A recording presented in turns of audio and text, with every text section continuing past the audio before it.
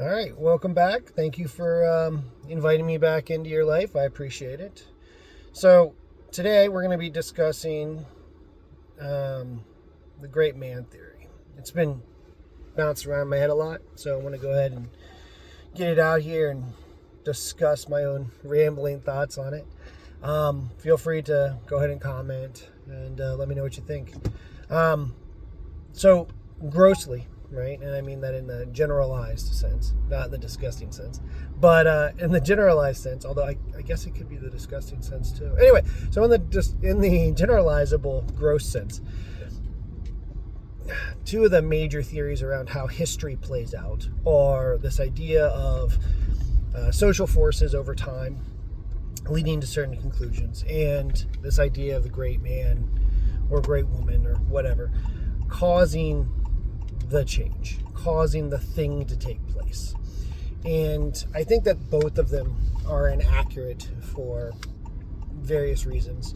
And just like most things, it's a hybridization between our two concepts. The lines that we have in the sand are essentially around this idea that, let's say, William the Conqueror did this thing that was impossible to do, and he shifted the course of history. Or Napoleon did this thing that would not have been able to take place without him and shifted history. Or Genghis Khan did this thing which would have been impossible to do without him and shifted history. So with William the Conqueror, for example, right? So what William the Conqueror did, for those of you who are not clued in, is he was the hereditary heir to a duchy, a land of territory in northern France, called Normandy, now named after the Vikings, who came down and in a deal with the ruling powers of France were able to go ahead and carve out this area which they would be able to hereditarily own and control. And so William the Conqueror, this Norman, had a vassal responsibility, i.e. he had to give troops and money, etc., to the King of France when called upon.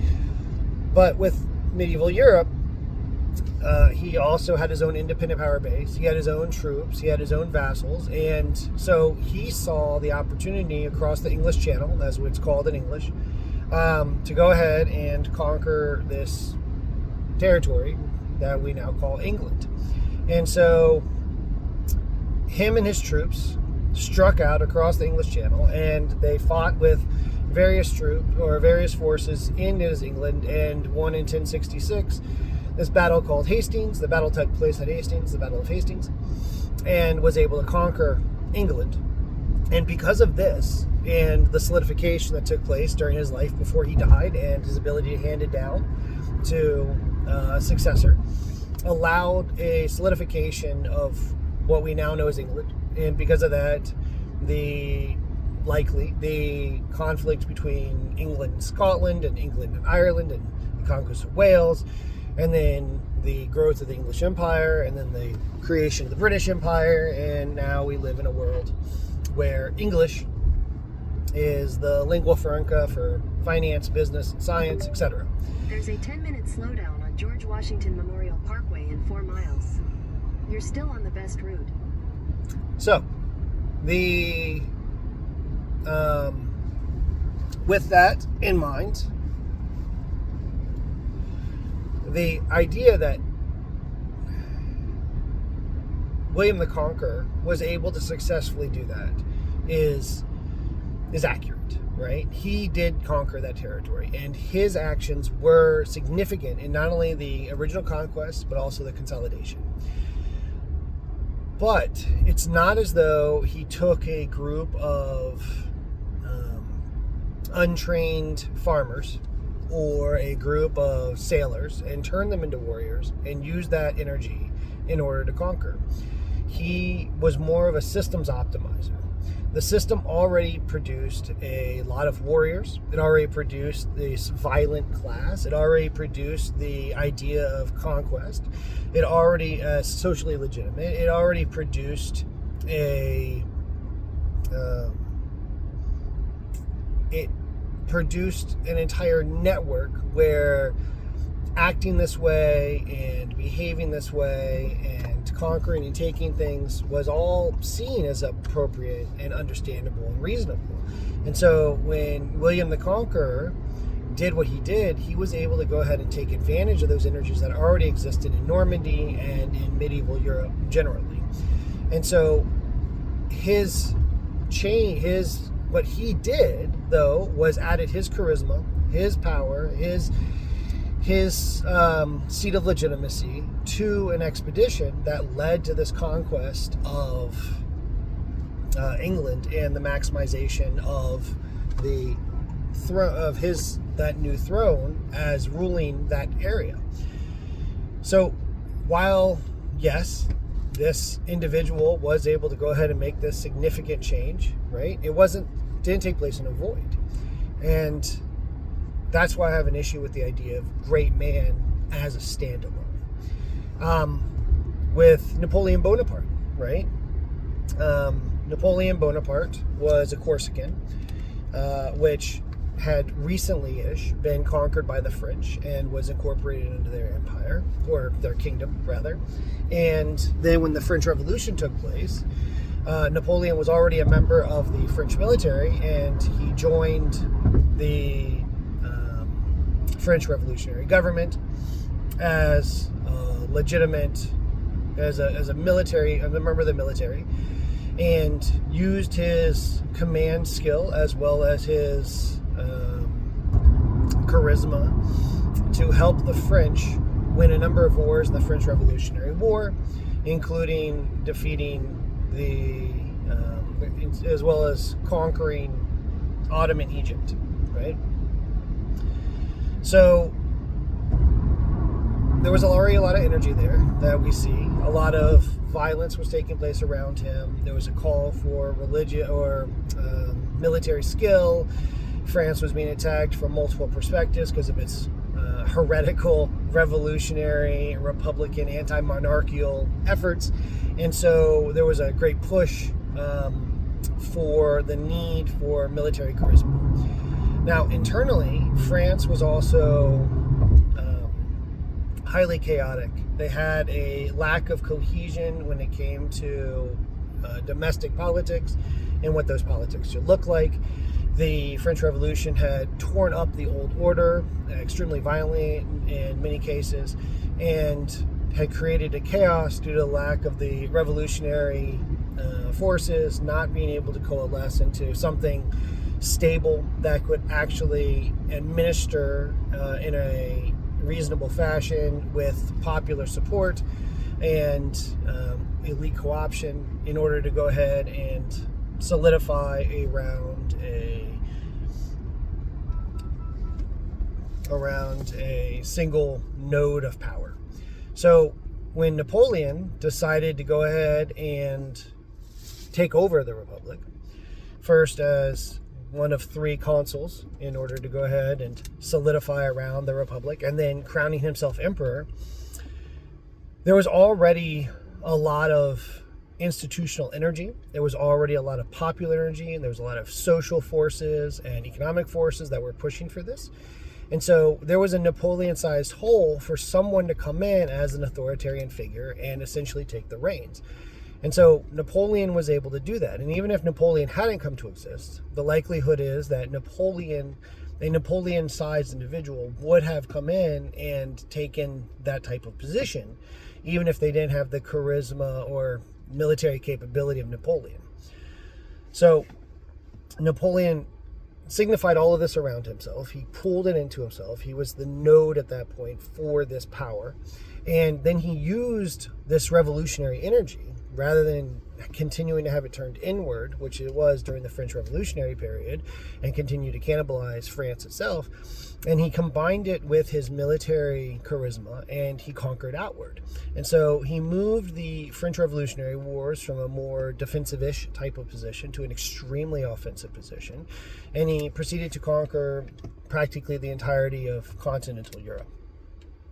And so that made Napoleon significant and great mannish in the fact that he was able to push this change, and he was able to help the adoption of the Napoleonic Code throughout Europe through his conquest and through his imperial project. This fundamentally altered the way in which Europe was, and Europe continues to be to this day, and the way in which European projects imperialized in the greater world. But once again, it wasn't as though the Kingdom of France was as happy-go-lucky place before. As we discussed, it had already devolved into chaos. It had become a revolutionary engine with a lot of desire for change, but it had a monarchy-shaped hole because prior to the revolution, the monarch was about as absolute as you could get. It needed, the popular imagination felt as though it needed someone in order to fill this gap, or to create an alternative style, an alternative model, which would have allowed maximal optimization. So that's what we're looking at there. Now Genghis Khan. So Genghis was born to a Mongolian family, and that family ended up losing a blood feud, and his parents were killed, and so he became an orphan and moved around the Mongolian peoples. And what he did was he was already born into a system that was highly nomadic, that had centuries, if not millennia, of nomad empires in the region that were inspirational to the people. But there was also the strong horseback culture, strong martial tradition, strong conquest energy that already existed. And so all of those things were things that he was already born into. And so when he went to go have revenge, he got revenge against the people who killed his family. And then he proceeded to, rather than become a ethnic hero in the meaning of which just for his family group or his tribe, right? He went ahead and expanded that and became a universalizer for the Mongols as an ethnic group, as an understanding, as something shared, right? And he optimized based off of skill rather than some sort of familial connection. And so as he pushed for this type of group optimization, he was able to effectively form a new way of being, a new cadre behind the organization. And he built these ordos, which is where the English word for horde comes from, these orders to go ahead and maximize this. And so rather than continuing to allow this internal energy to continue to cannibalize itself, just like William the Conqueror and Napoleon, he turned this energy outward and he conquered outward. He used this high energy that existed for conquest and existed for this long-standing tradition of these great empires, and he turned it into the largest contiguous empire in history. Not himself, but over the course of the next couple of generations, they helped finalize that. And so he struck out and was able to utilize this. And so once again, that empire may not have existed if it wasn't for Genghis.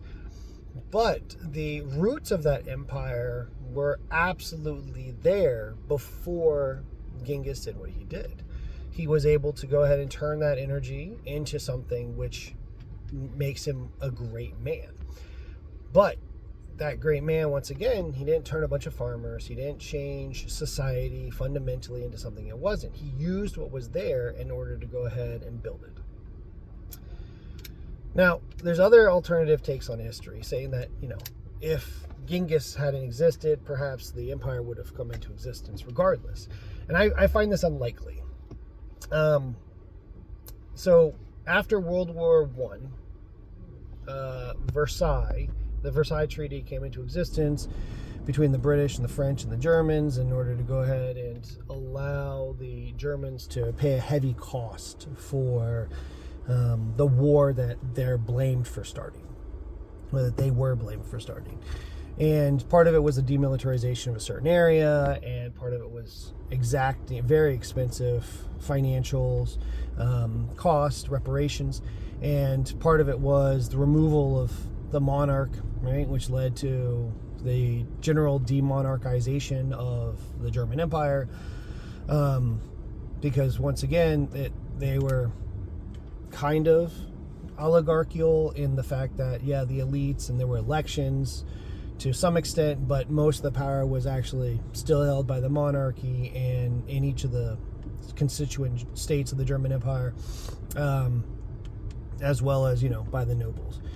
And so after World War I, not only was there a massive amount of national humiliation, but there was also this extreme cost from financials for the to the German people and the German state. And then the Great Depression happened, and there was a lot of chaos taking place. And so the likelihood that an authoritarian figure who was nationalist would arise was very strong, though a lot of the pieces were there. None of it was guaranteed, of course, because alternatives could have taken place. There was also a strong communist movement, and if things had gone differently with that, we might have had a communist Germany prior to in the 1930s. But the nationalist forces, the conservative forces, and the deep impact on feeling betrayed and humiliated by the German people was there. And so the idea that someone who played to that, someone who said, oh, look at us, we're so hurt, we were betrayed by the world, was deeply there. And so there was a hole which was filled by that German dictator in the 1930s, and which led to a specific type of World War II, right? And whether World War II was guaranteed or not isn't necessarily it wasn't necessarily guaranteed, but the push was very strong, especially when one of the best ways to go ahead and grow the economy was national rearmament, the need to go ahead and rearm part of the fundamental territories of the state rather than having some outsiders tell us what we can't do or can do in our own country was there. The idea of a great destiny being robbed from them, etc. All these things were already in place. And so they could have played out in different ways. And so the ending up with the Fuhrer as the guy in charge, and the way that the war went and the persecution of minorities inside that state weren't necessarily a given. And so that's why I have an issue with the alternative, which is the anti-gray man theory of history, where things are essentially socially a given, right? And so I don't see that it was a given, because the fact of the matter is that it could have gone a different way. And if it had gone a different way, then we'd be having a different conversation. But just because he rose in that system doesn't necessarily mean it. And then the same deal for the individual further to the east, the Man of Steel. Like, there was no guarantee that Stalin would have gone ahead and essentially autocratized, yeah, sure, the Soviet experiment, or what communism would become. Now, communism, because of Stalin, right, the echoes of that is often this idea of mass purges, paranoid leadership, this idea of one individual who is the embodiment of the party and leads it. And so it helped encourage Mao to become that. It led to the systems that took over in Eastern Europe after World War II. It led directly to how North Korea is played out, and how the Kim dynasty is a near theocratic dynastic monarchy. And so the echoes and the reverberations of those choices, of what happened, is very, very real. But that doesn't mean that the roots were necessarily meant that it was going to grow in that way. So another point of all of this is that the United States, as a system, was founded with a strong a strong executive office. The idea from the founders' documents is that it was supposed to be less strong, it was supposed to be essentially, first magistrate and, clerk of the state, but over time, it's only gained more and more and more power and become essentially an elected monarchy in a lot of ways. And I'm looking for the comments on that one. Anyway, so with that in mind, it's not as though any president themselves is necessarily a great man, but the office of the president, and in not only the United States and other countries that have such an office, is inherently great man-ish because it puts so many reins and so much power into the hands of a single individual. Other systems, not necessarily the British parliamentary system, which is somewhere between this, but like the Swiss system, for example,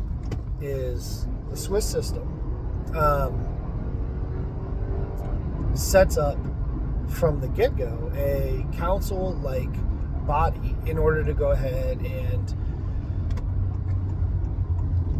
you act as the collective executive with real shared powers in order to go ahead and optimize for collective leadership instead of going ahead and ensuring a single individual has the hands on all that power. The British parliamentary system is kind of somewhere in between, because the idea is that the Westminster parties and the cabinet are supposed to act, the cabinet is supposed to act collectively and have a shared collective responsibility. But the parties are extremely strong in this system, and the prime ministers end up becoming extremely powerful, even if they have to do more jockeying games than they do in the presidential system, because party loyalty is different than constitutional flat-out authority. And so the president in a lot of presidential systems is extremely empowered, but they're not necessarily a great man. It's more like a great man written into the system rather than a great man come into existence.